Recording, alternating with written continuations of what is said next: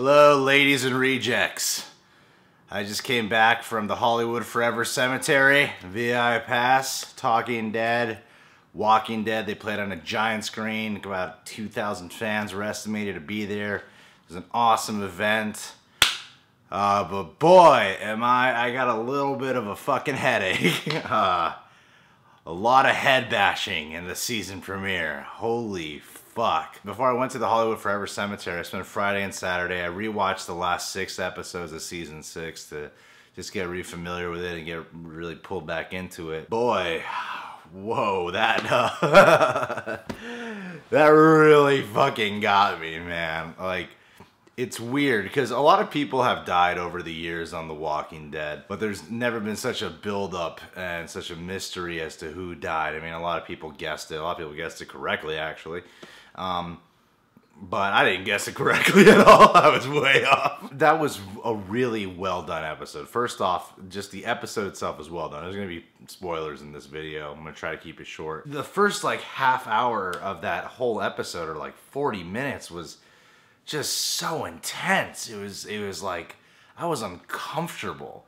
I don't think I've ever seen an episode of The Walking Dead that had me that much on the edge of my seat, that much in such a dark world. Like, I was so pulled into it, yet I was so disturbed, and I felt those feelings that Rick must have been feeling, that sense of despair, that sense of loss. Like, I felt like it was really getting to me. I was shocked. You know, when they finally revealed, like, the first person that Negan killed, when he smashes Abraham in the head, Abraham sits up and he's got blood trickling down, suck my nuts. Like, that was a cool way for Abraham to go out. It was violent as fuck. It was brutal. They did not hold back. But when it was done, it was like, okay, whew, okay. It's all said and done. It's finally done. It's still hurtful. It's still shocking. But then when Daryl goes to punch Negan, like, I love the way this whole episode was written, directed, edited, acted. It was like one of the best episodes I've ever seen of The Walking Dead. I really feel like they had their, like, A+ game on during this episode. When Abraham got killed, it was still shocking because it wasn't just like a beat to the head and then he was just going dizzy. Like, when he got hit, it looked fucking painful. And then when Abraham says, suck my nuts, you're like, holy shit, he's still conscious.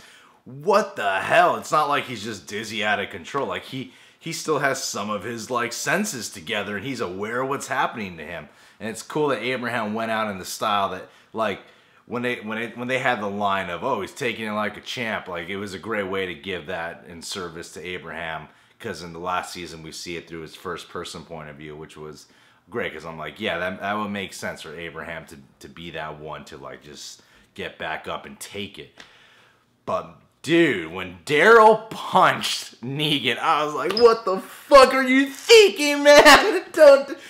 In the crowd, people started applauding because people were like, yeah, fight back. But I was like, no, don't do it. Why do you do it? I thought Daryl was for sure gonna die.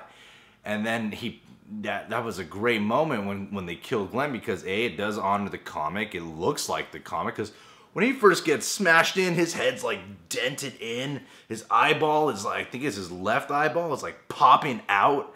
And it was such a disturbing sight because it's Glenn. You're like, holy shit. Like, that's Glenn. He's the boy, man. In Talking Dead, you know, Chris Hardwick kept saying it. He's the heart of the show. So it was like having your heart broken, and Abraham is such a character of strength. So you're getting rid of such a character of strength, and then they killed off the guy with the heart. And when Glenn said, I think what Glenn said was, I'll find you, Maggie.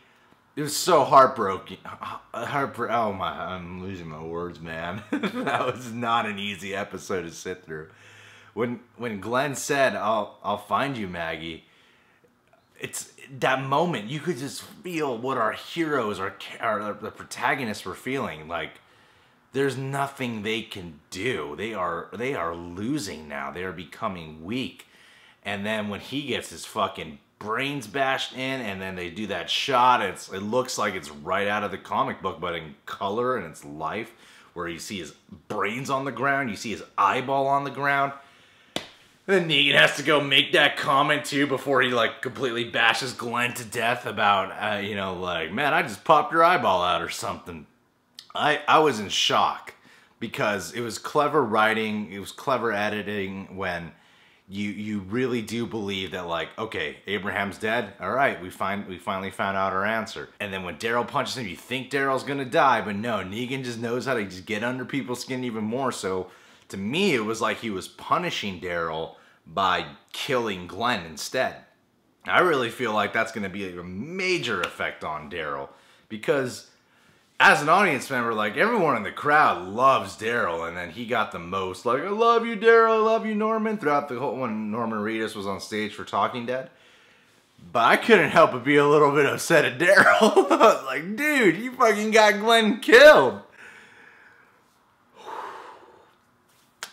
But it didn't just end with, like, that, and then they, like, leave. I really noticed the last few episodes of Season 6 were really about establishing how Rick was confident and he believed in the strength of the team and that nothing can stop them. The world is theirs, he even says at one point to Michonne. But this episode was really about tearing Rick down. That was such an intense scene when, I mean, you know Rick's probably gonna survive, but man was that fucking intense when, because Negan just is the master villain of the show. He's one of the best villains I've ever seen portrayed on television or in movies. Because despite how fucked up Negan is, there are times where you're like, damn, he's such a good actor, though. He's still kind of charming, even though I hate his guts. That whole moment was fantastic when Rick, you know, when Rick had to go retrieve the axe, and then he has to deal with all these walkers in the fog, and at one point he's hanging off the guy who was hung in the last episode, and then his neck stretches off and Rick's falling into the crowd of walkers. Man, that was I was so on the edge of my seat, and the whole time you keep thinking, is Rick gonna get his hand chopped off? Is Rick gonna get his hand chopped off? People have said that it happens, so maybe it does. And I feel like the director was aware that, like, people would be anticipating that. So there are certain shots, like especially on their way back, when like Rick's sitting at the table and Negan's just, you know, talking to him, where you think, like, is this gonna be it? Is this Negan? Because the crazy thing about Negan is he likes to throw you by surprise. He likes to take you off guard. So even though he kind of talks as if he's not like a man who's gonna surprise you, he wants to shock you and he wants to surprise you. So you keep thinking, like, at any moment Negan might just kill someone. When Negan's around, it just feels fucking dangerous. It's scary. They had that great scene where Negan is forcing Rick to chop off a part of Carl's arm. And man, dude, like, I really believed it was gonna happen. The way how intense that show was, how fucked up everything was going. It wasn't like, you know, in certain screenwriting books, they talk about how, you know, each scene must go from a negative to a positive or a positive to a negative.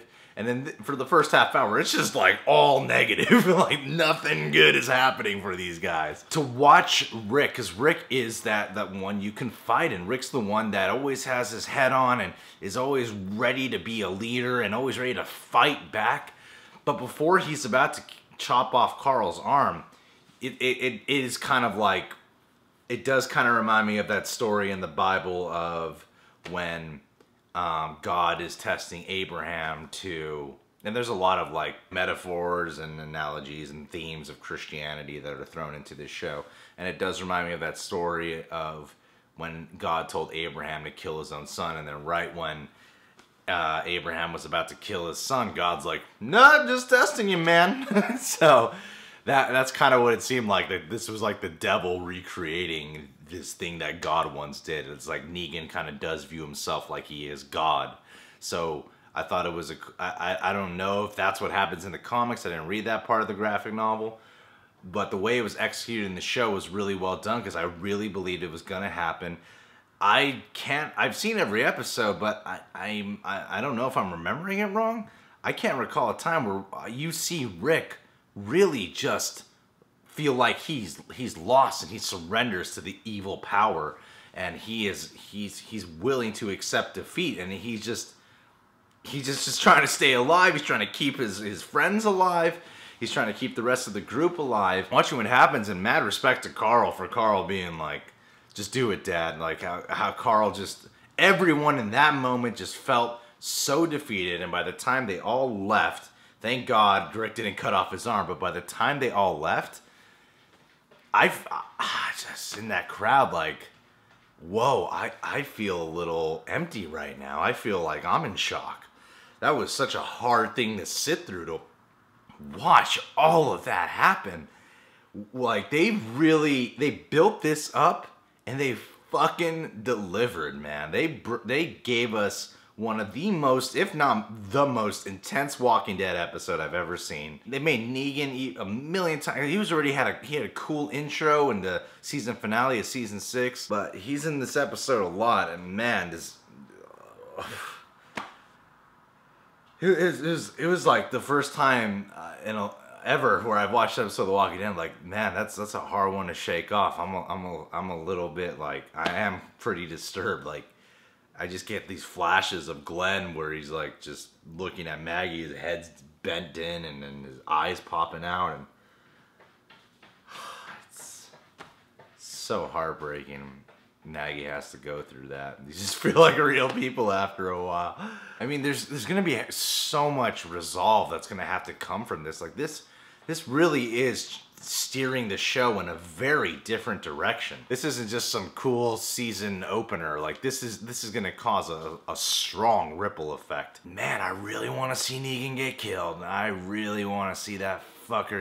I mean, Jeffrey Dean Morgan's a badass actor, but god damn do I want to see him die. And when Maggie's like, you guys gotta fight, man, I really felt that. Like, it's cool that Maggie's being that stubborn woman who just always has to fight, but damn, was she well justified in that moment. I like that scene with Sasha and Rosita when they're talking about how she's gonna take care of Abraham's body, because it's like they were making amends with each other without having to say it, and I thought it was very well captured and very well acted. It's a scary situation because, you know, like, it's the first time where this isn't like an episode of, yeah, Rick and the group. This is an episode of, like, making the audience feel like we lost.